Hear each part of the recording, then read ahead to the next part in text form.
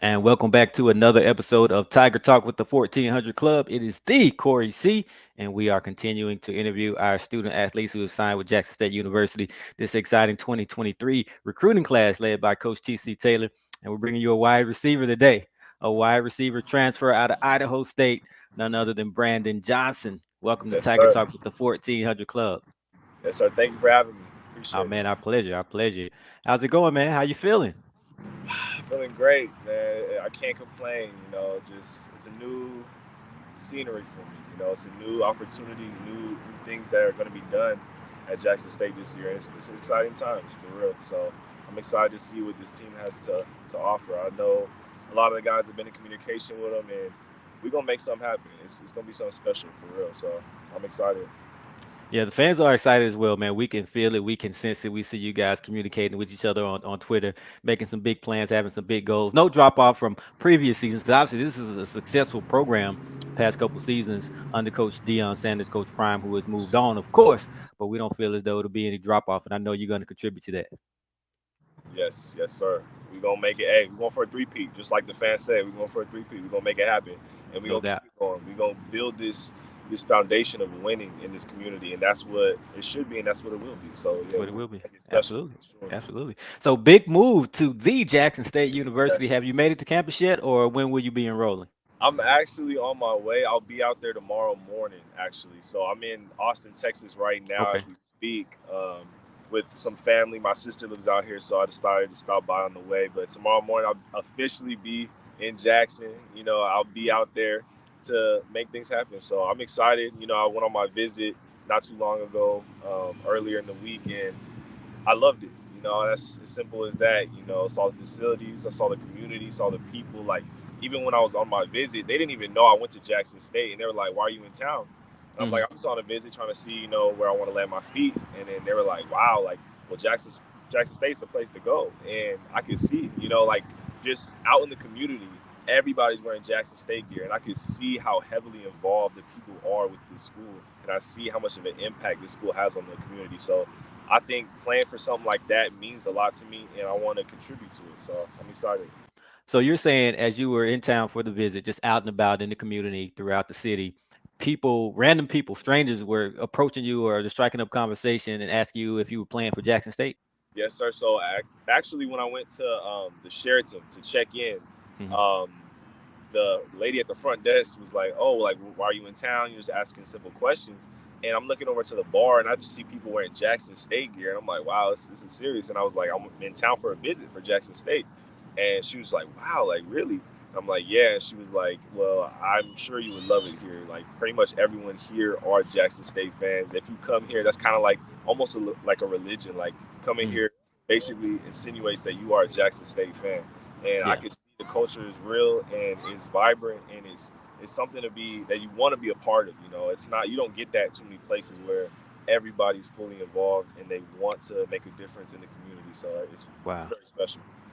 No, that's it, man. You nailed it. That's us. You summed us up in a nutshell. It's just interesting that you noticed that within the short amount of time that you were there, you realized it already. So just imagine how it's going to be when you're there full time, starting tomorrow when you get into town and moving full time. So definitely, we're looking forward to having you. But for you, this is a big move. Obviously, Yes, I said earlier, a big move to Jackson State, but specifically a big move to the South in general because you're from California, right? yes.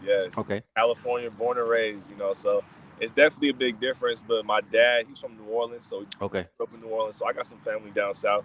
I actually got some family in Mississippi as well, Okay. West Virginia, North Carolina. So I got some family on the East Coast, but I'm not so familiar with the East Coast, so it's Mhm. definitely a new environment for me. But I'm excited. I'm really big on that Southern hospitality that they have Mhm. going on down there, and I think it's a great change. It's something to experience. And Right. that's what I'm big on. I love experiencing new things. So, like, going to the South, being a part of this program, being a part of this community, I think it's going to be a great change. So I'm excited, very excited. Okay. So California, let's talk about it. You're from the ocean side, right? Yes. And that's closer Uh, to San Diego, kind of in between San Diego, LA. yes, like right Okay. in the middle actually. So it's about right there. Yeah, born and raised. It's pretty crazy my story just because, like, I didn't start out playing sports. Okay. I have a shift. If you're from California, everybody's either surfing or skateboarding. And that's actually Okay. where I started. I was a skater. I was a big time skater growing up. Wow. I was sponsored at a young age, and I wanted to be a professional skateboarder. Like that was my goal. And when I tell coaches this, they don't believe me. They Hmm. literally sit there and like stop playing with me. Like tell me the truth. Hmm. Like what's going on? And I have to show them footage, and like I actually have footage. Like listen, like I was that guy at skating. Like I was doing my thing. So I was sponsored at a young age. The only issue was my parents wouldn't let me travel to compete when Right. I was still in high school. So that kind of ended for me pretty shortly. I was pretty bummed about that, but it was not too long after that where I kind of found that I believe I have a gift, Hmm. where with athleticism, I picked up a basketball one day and went and just started shooting around, and I literally went up and just dunked it like it was nothing. Like that was my first time ever dunking, and I thought it was like a normal thing. And I remember they had an open gym going on, and all the players on varsity kind of stopped and were like, "What's going on? Like, no, there's no way that this random skater kid just went up and dunked that basketball." So Hmm. it kind of opened my eyes to the world of sports and realized like I could do something with this. So not too far later after that, my history teacher was the head football coach at the time for my Hmm. high school. And basically, anytime we would have scouts coming in, like I remember we had USC coming in, UCLA, we had all Hmm. these other big time schools coming in, and he would sit my desk right next to his desk. And anytime these recruits or the scouts would come in, he'd be like, "Brandon, stand up for me." And then they would Hmm. look at me and they'd be like, "Shouldn't this man be playing football or Hmm. something right now?" Hmm. And that kind of like sparked my interest in football. And I was like, you know what? I think I'm gonna take this full fledged. I think I really want to pursue this. And high school is kind of where it started for me, where I kind of dabbled with it. I didn't know if I really wanted to do it. But come JUCO, my first year at JUCO, that's when I really locked in and focused on becoming something. Because I don't know if you knew this, but my first year at JUCO, I wasn't playing football. I was just going to school full time. I was Oh, just no, I didn't know that. yeah, Okay. so I wasn't even playing football. So my second year when I decided to play, it was more like my make it or break it year, where it was like, listen, you have to do something. If you don't produce, if you don't pick up offers, your chances are slim to none. You're not going anywhere. So I took that as a challenge and I accepted it. I was like, okay, bet we're gonna make this happen. I'm gonna make something out of this because I know my drive and my passion and what I care about. So I was like, I'm gonna dedicate. And this was during COVID year 2020. So I dedicated that whole year to just train. We didn't have a season, so I trained and I worked hard. I'm talking 3, 4 workouts a day. Like I am not playing about this. So after that whole COVID year comes the season 2021, and man, I'm blessed for the things I was able to do that season. I ended up becoming an all conference receiver. This is like my first year really playing football too. If you think about it, I became Hmm. an all conference receiver. I led my team in touchdowns, receptions, yards per catch, everything. And I picked up about 13 offers, but at the time I wasn't getting, of course, the bigger offers just because I was so new to the game and Hmm. people didn't know about me. I was considered a diamond in the rough. And that was when, I was getting offers from USD. I got offers from a lot of D2s as well, like Pitt State. I got Tarleton State. I got Idaho State, of course. And that's where I ended up going, which is a funny story about that. Um, the receiver coach from my very first offer at Pitt State, which is a Division two, um, he was a receiver coach, and I got along with him really well, and we kind of clicked immediately. And then at USD, the receiver coach there offered me Coach Mazzone, and it was funny because when Coach Mazzone got the job at Idaho State as the OC, he was trying to get me there, and I was still kind of like, I don't know, we'll see if I go. And he actually went and hired the coach at Pitt State, the receiver coach that I liked at Pitt State, on to the receiver coach to be the receiver coach at Idaho State just to get me there. He knew what he was doing. Wow. He knew what he was doing. Wow. So, hats off to them. Those are great men. I love them to death. I'll always be there for them as they will for me. So I love those guys. But unfortunately, things didn't go the way we wanted to at Idaho State, and that's where I actually found Coach Fleming. And Coach Fleming, he's been tracking me since I was even at Palomar, and we've kind of grew a relationship right then and there. And he talked to me about Jackson State, and I immediately was like, Jackson State, like you talking about the Jackson State, like Wow. the Jackson Wow. State. So I was like, that's kind of like a no-brainer for me. So, coming out on the visit kind of solidified everything for me, and just seeing the campus for myself, seeing the community, it was a blessing. I loved it. Wow, man, that's a lot. That's a lot to unpack. And I was just thinking of question after question as you were going up. Hopefully, I can remember some of these. So let's backtrack. Let's back Okay. up. Let's go back to high school. So, did you end up playing football in high school at Yes, my all? senior Okay, year. so you did. So when your history teacher slash the football coach, when those recruits were coming in, recruiters were coming in, and he would make you stand up, was that his way of trying to almost convince you or show you that you should be playing football because you weren't playing prior to that? So he wanted you to hear scouts saying, "Yeah, you should be playing football." That's kind of what I'm getting. It kind of helps me make that decision as well. Like, not only did he know that I would be an asset to his football team, he wanted me to make that decision on my own, not just because he wanted to.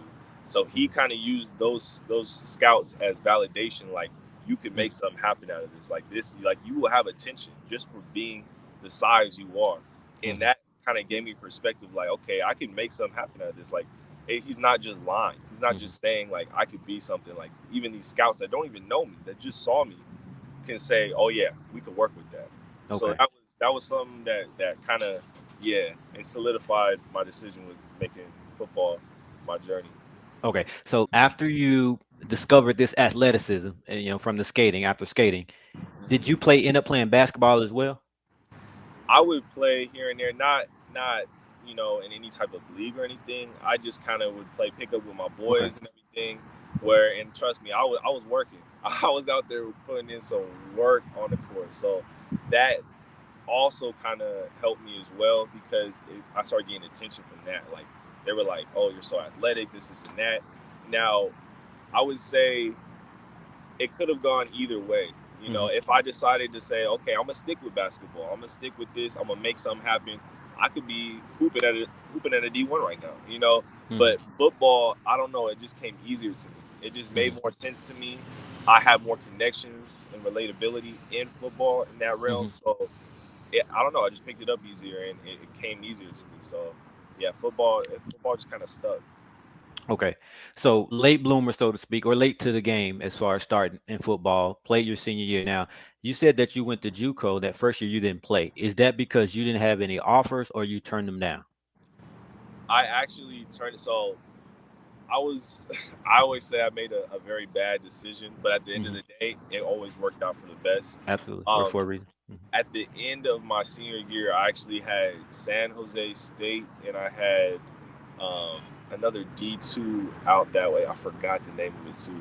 It was a smaller D2. They reached out to me, and I kind of turned it down. Like, I was like, football. It was fun while it lasted, but it's not for me. I kind of just assumed it wasn't for me.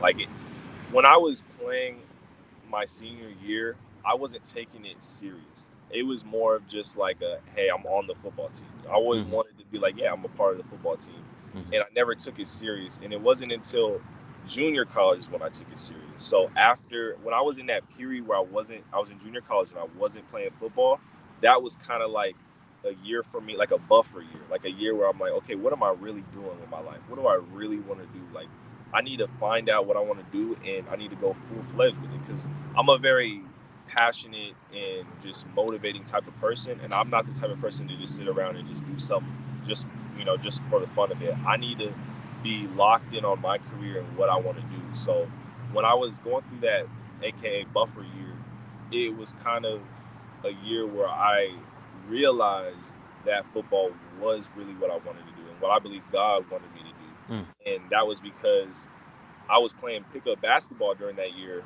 at the JUCO I was at, and I remember a guy sat me down actually and was like, I need to seriously talk with you. Like, I want to have a talk with you. And I was like, yeah, what's up? And he was like, man, you have a gift. Like, you don't realize it, but God has blessed you with a gift, and not too many people just naturally have those abilities. And I took that to heart. I really believed that God was speaking through him to me, letting me know, like, you need to take this seriously. You need to take this athleticism seriously, because I was joking with it, really. Like, I'm just out here and I mean, like, I'm out here windmilling on dudes. I'm out here banging on dudes. Mhm, And these are actual basketball players that play for the school, and I'm just hooping for fun. mhm, And mhm, at this point, it's like, you need to do something with this. You can't just be out here wasting this talent. And I asked, and I would like talk to God. I would ask him like, "What do you want me to do, God? Where should I go with my life? What direction should I have with my life?" And I think that talk kind of solidified it for me. That kind of opened my eyes, realizing that this is what God wants me to do, and this is where He wants me to go. So that's when I started getting into, researching other JUCOs where, because the JUCO I was at didn't even have a football team. So I Mm. was trying to figure Wow. out where I could go to get into JUCO football. So Hmm. that's when I found Palomar and was like, you know what? Like, I'm gonna make this happen. No matter how many, and I mean tons of coaches, like we're just saying, like, you're so new to football, you don't have much experience, you only have 1 year, it's not looking good for you. Like Mm. it's not looking good for you. But then I was like, all right, watch God work. That's what I was basically telling, like, watch God work. And 2020 happened, which COVID was a blessing for me because I was still so new to the game. I didn't have any training or Mm. anything. So when that season was canceled, I was able to train and learn and develop Hmm. as much as I can before the season happened.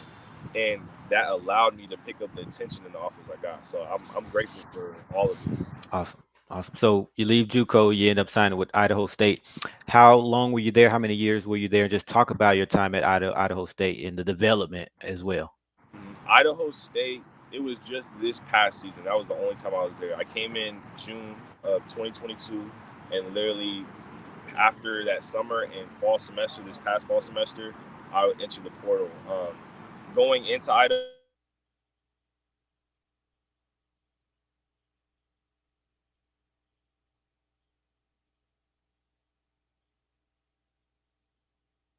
I lost you. Are you still I'm, there? yeah, I'm here. Okay, Okay. you hear You me? said you said going into Idaho State? Yeah, going into Idaho State, was I came off of a surgery. So in March, I had surgery on my meniscus. I tore my meniscus, my medial meniscus, and I had to get that repaired. So the process for that was very lengthy. It was very lengthy. In my mind, I'm sitting here thinking, okay, as soon as I'm healed, I'll be good to go. Like, I'll be ready. I'll be getting things going. And that was not the truth. Like, as soon as I was healed, I still had to rebuild the muscle. I had to rebuild my quick twitch. I had to rebuild everything and basically learn how to run on that knee again because it wasn't used to it. It's been out for I was basically bedridden for 3 months trying to rebuild the strength in my knee or just letting it heal. And then on top of that, rebuilding it, my mental was messed up. I wasn't confident in myself. It was just a whole whirlwind of me trying to get back in action. And plus, with me missing spring ball, summer, and even fall camp, my opportunities there were very slim, and I wasn't able to really rebuild and be at 100% capability until towards the end of my season at Idaho State, which Mm. didn't end up too well. And then on top of that, like I said, the receiver coach that I was very close with, he ended up not returning for the next year, and our head coach left, brought some guys with them, and on top of that, our season went 1-10. So it was just a recipe for disaster at that point, and I just believed that I needed to be in a new environment, and I believe Jackson State is the place that I need to be, where I can really, you know, make myself, and I can really Hmm. show who I am. So that Showcase. Yeah. it's a blessing in disguise, I like to call it. Wow, man, that's an amazing story. I would have never known that, man. I mean, you're ready. It's time for you to explode. It's really time. You're overdue. You're at that breaking point where you're about to really just show what you can do and be able to really showcase your talents. I'm just glad that it'll be at Jackson State at the vet in front of the 60,000 fans that we bring to the home games. I know you're Man, looking forward to that as well. exciting times. I'm very much looking forward to that, sir. Trust Right. me. So you talked about that Jackson State, how it all started. Coach Fleming, I think you said, reached out to you, and you seemed like you were kind of surprised when you heard Jackson State. You say, "Oh wow, Jackson State." So coming from the West Coast and then being obviously at Idaho State, just tell me what was that familiarity with Jackson State prior to that? Because we think we're a big deal, but that's just us, right? But to hear Oh yeah, someone from so far away kind of say that, I want to kind of get inside your head and hear what you knew about Jackson State to make you so excited about it. oh yeah. I think really because okay, so first off, I believe Coach Prime kind of put not just Jackson State but HBCUs more on the map. Like Hmm. he made at least black kids, black players realize that HBCUs need help. They really do from their people. They do need help because there's so much talent that are going to these Hmm. PWIs where we need to put this talent back in our community. We need to put this talent back into, you know, where we are established, where we're historically known. And I think that at HBCUs is where we can make this happen. Now, for me, it's a little bit more biased because I have family that have been in HBCUs, and a lot Okay. of my family on my dad's side, they all are graduates of Southern. They're all alumni. Oh, uh-oh. Dad's an alumnus of Uh-oh. Southern. Yep.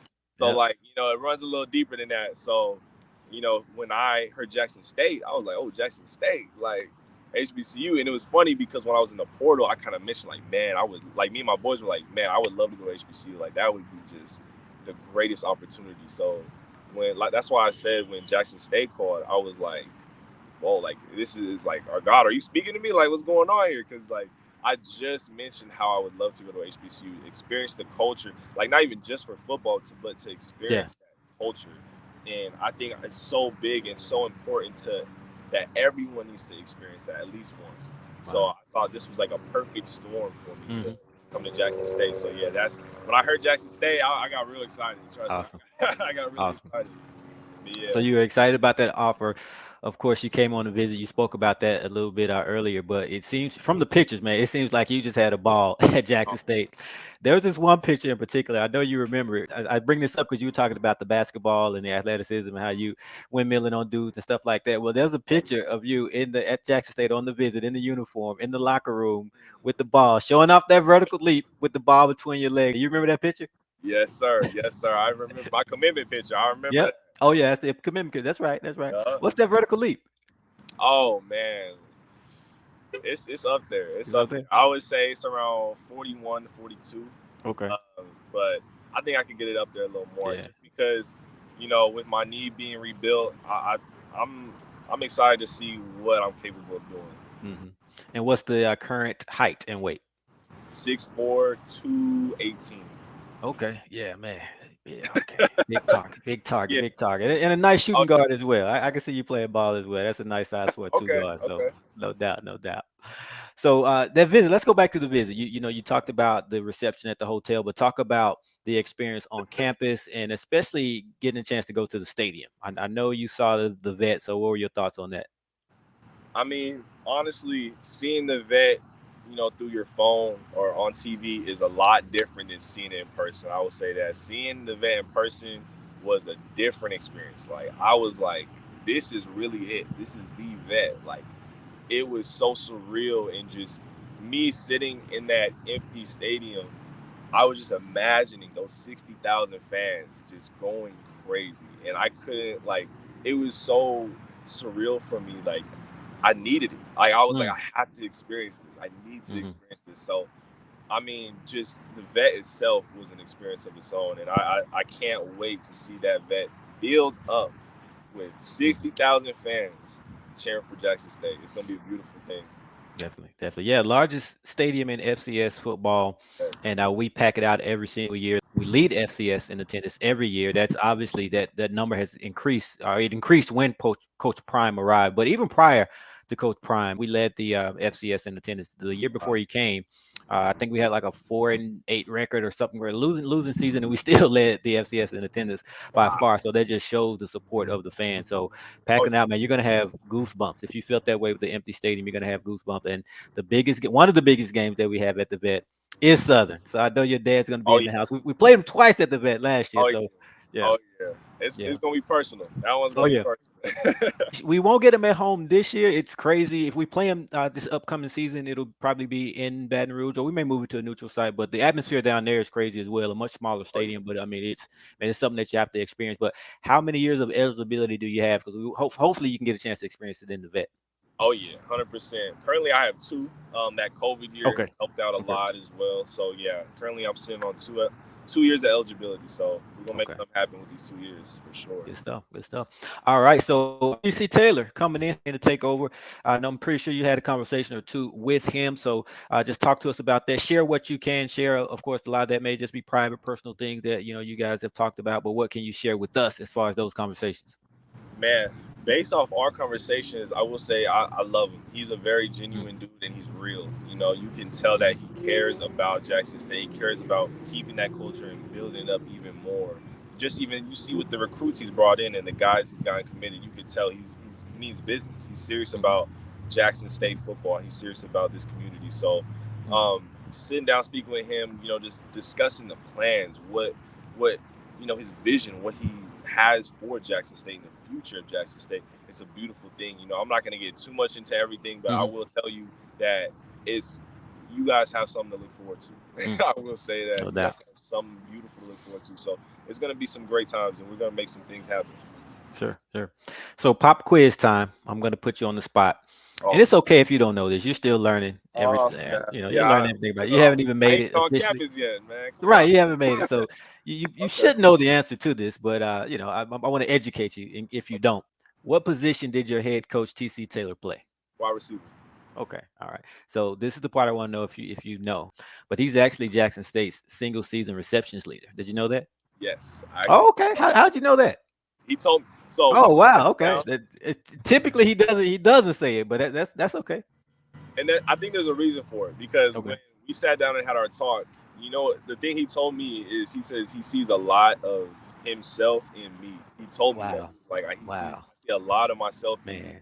and I see a lot of potential and growth in you, and I think that you have the possibility of breaking my record. Hmm. I was Yeah. like, okay, well, shoot, let's make it happen. So I think that's where our conversations ran a little deeper, a little more Yeah. personal level. So I was like, this is a guy I want to play for. This is a Hmm. coach I want to play for. And, Wow. having your head coach say, like, I see you, I see me in you, like, that's deep. That runs deep. So I think this is the place for me. Right. And No, this is the yeah. coach I want to play for. Man, I kid you not. You took the words out of my mouth. That was going to be the very next thing I was going to say. What he said, he sees a lot of you in him. I was Mm-hmm. going to say that now. I don't know if he meant on the field specifically, but I mean on the field, just from the size. Yeah. He was 6'4". I Yep. don't know. Can't remember his playing weight, but I know it was right around the same, right? Probably in Yep. that 218, 220 range. So Yep. from just a stature standpoint, but also the athleticism. He was very athletic. He was a former basketball player as well. He played basketball in high school. We used to play against each other in high school, and Oh, he wow. had scholarship offers to play basketball as well. Of course, he chose football. So from that standpoint alone, I definitely see the similarity. So I definitely could see you guys are connecting on that level. So good Yes, stuff. sir. Good stuff. And Yes, speaking sir. of that, man, talk about your playing style. Is there a certain player that we can look at and say that resembles your game, or your game resembles theirs, or you patting yourself out? Okay, so although I don't believe my game resembles this person, my favorite receiver, like all time, is OBJ. Odell Okay. Beckham is my all time favorite receiver. I love that man. I love his style. I love the way he plays. I love how he plays with passion. He really cares about what he's doing. My nickname, I would say, throughout my time at JUCO, Idaho, they would either call me Megatron or DK. That was like Okay. the main two, just because I play very physical and aggressive. Like that Hmm. is I play very physical and aggressive. But I'm not a very one dimensional type of player. I'm not he's just a deep threat. Oh, he's just a red zone threat. I'm very versatile. You can Hmm. put me anywhere. So that's where it comes into my play style. It's hard for me to define my play style just because I am capable of doing it all. Hmm. So it's hard for me to define that. But I would Hmm. just say, if I have to, I would just say playmaker. Definitely. Definitely. Shout out to DK Metcalf. I don't know if you knew this, Yes, but he's from Mississippi. yes, Yeah, yes. from Mississippi. His dad from Mississippi as well. Played in the NFL. His dad is the coaching currently as a JUCO in Mississippi as well. So shout out to the Metcalf family. Very talented family. But everybody plays football in that family. So definitely. You mentioned your favorite player, but what about GOAT? Who's your GOAT wide receiver? And FYI, there's only one correct answer, but I want to see what you got. Man, might have to go with Megatron. Okay. Okay. Might have to go with Megatron. Yeah, So Megatron. Yeah, I yeah. respect that, but now I have to give you the correct answer, right? Okay, okay, Jerry Rice. Jerry Rice, the GOAT receiver. And okay. fun fact about Jerry Rice, I don't know if you know this. Obviously, he's out there on the West Coast as well. 49er for life, go Niners. But he's from Mississippi, and not only is Oh he from wow. Mississippi, he played in the SWAC. He played in our conference. He played at Mississippi Valley State, a team that we Okay. play every single year. So, one more GOAT running back. Also, only one correct answer. That's a tough one. That's a tough one. Go running back. I don't know And if I'm I have asking you that a for a GOAT. reason. I know you play wide receiver, but I'm asking you that for a reason. I don't know if I have a GOAT running back. I mean, I have some favorites, but I don't. As far as the GOAT, Okay, that's okay. That's cool. I I you have to I give was me your answer. asking you that. I was asking you that because you may know this already because you were in the building when you went to Jackson State. But our GOAT, Walter Payton, he played at Jackson Oh, State, of okay, course. Yeah, so okay, that's where I was going with that. okay, yeah. All right.